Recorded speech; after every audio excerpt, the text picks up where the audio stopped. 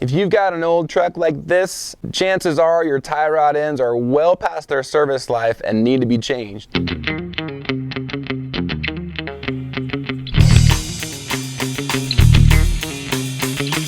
Now I know the description says 73 to 87 Chevy pickup trucks.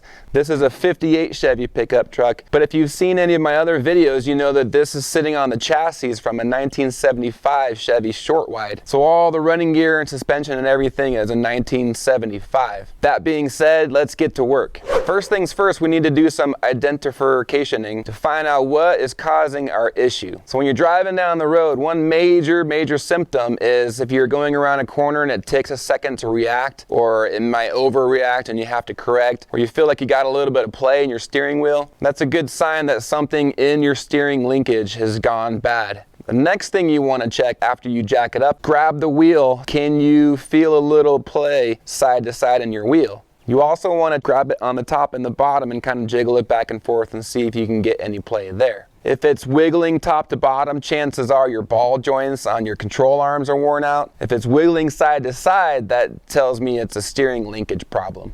Now there's no top and bottom play, so I know my ball joints are good. Plus, it wasn't too long ago that I actually replaced the ball joints, so I know they're good. But these tie rod ends, you can see when I grab it with my hand here, that should not be moving with your hand. You also want to check the pitman arm and the idler arm. There's no movement up and down, side to side, so I'm going to call those good. So now that we've identified the problem, now we just got to take these tie rods off of here. The first thing you got to do is take the cotter pins out. So you just got to straighten them and then wiggle them out of there. You want to use some needle nose pliers, or sometimes if you can get a nail in that little loop in the head of these things, you can kind of work them out just enough to get some pliers on them and then pull them out or twist them out or bang them out. Once you got the cotter pin out, now we'll take the castle nut off. And sometimes you can get these castle nuts to come off with a breaker bar. It might try to fight you a little bit. Or if your ball joint is really worn out and as you're trying to get the nut off, the stud is actually spinning, then this is where you want to grab your Ooga Dooga and zip it off. These castle nuts are 15/16. And now getting these tie rods out of here, this is where your job could go from a couple hours to maybe a full weekend. If we're lucky, these will come out with just a pickle fork and a hammer. All right, well that one came out pretty easy. Don't jinx myself.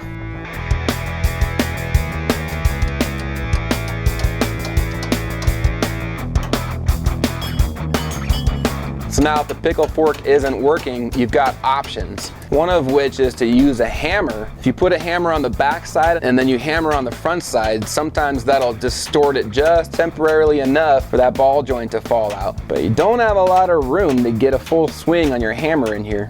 If that doesn't work, you can apply some heat. You don't want to heat the ball joint, you want to heat the bar because you want the bar to expand because of the heat so that the ball joint will come out.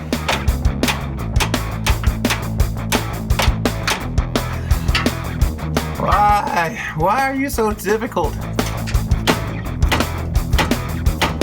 Heat doesn't work, if the hammer trick doesn't work, the pickle fork doesn't work, sometimes it's time to quit being nice and actually bust out the big guns. There, finally. Thank you, Lord.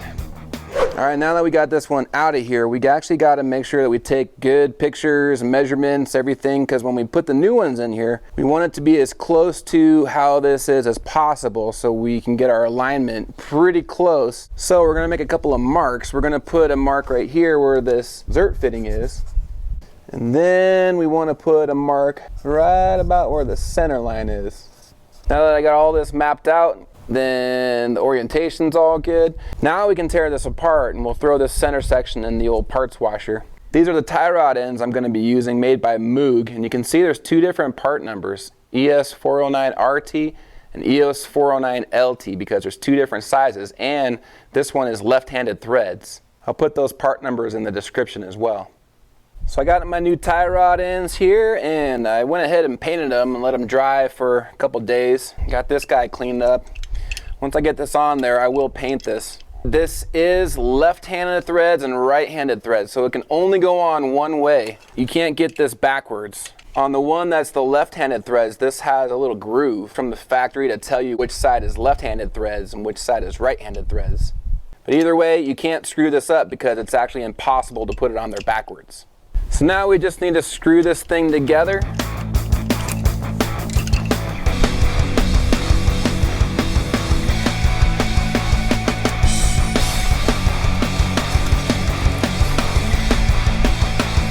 Okay, that actually looks pretty good. So we are super close. We got 15 threads on both sides. And if you look into here, it actually looks like we're farther up on this one than we are on this one. We kind of want that right in the middle. So what I might do is back this one off and go in a little bit more on this one, just to give us some adjustment.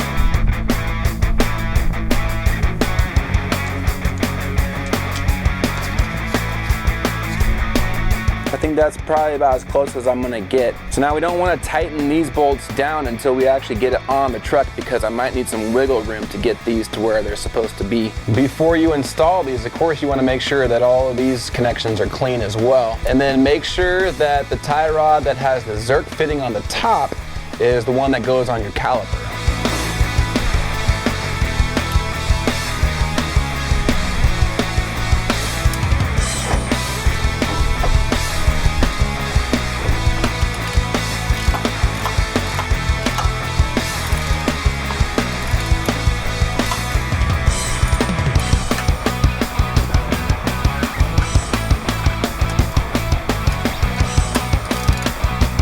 So I just kind of get both castle nuts even with the threads here. Now I'll pump this full of grease, and then we'll torque these down to 35 foot-pounds.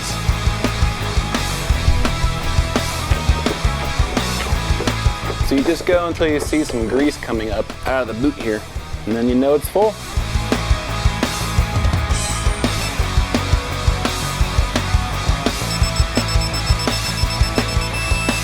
Okay, there's 35 foot-pounds. So now we gotta turn this a little bit more so that we have the hole for the cotter pin to go through there. After you torque it to 35 foot-pounds, you wanna tighten it. Don't loosen it after you torque it. So we'll just go a little nudge more.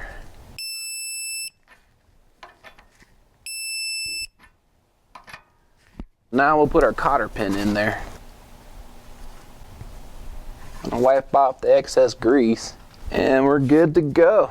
So now we can tighten down these bolts here, now that we got it in place where we want it. And these will get torqued to 22 foot-pounds.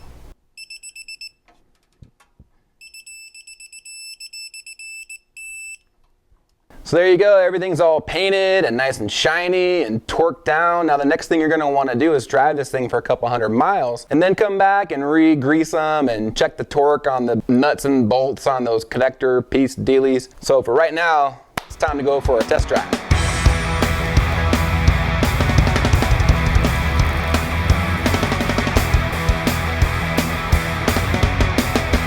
But that is so much better. It runs just like a brand new truck. Anyway, I hope this helped you out. If it did, hit that like button down there. Check out the social media things down there. Hit the subscribe button over there. Get yourself a t-shirt right over right here or so. And I'll see you on the next one. Thanks for watching.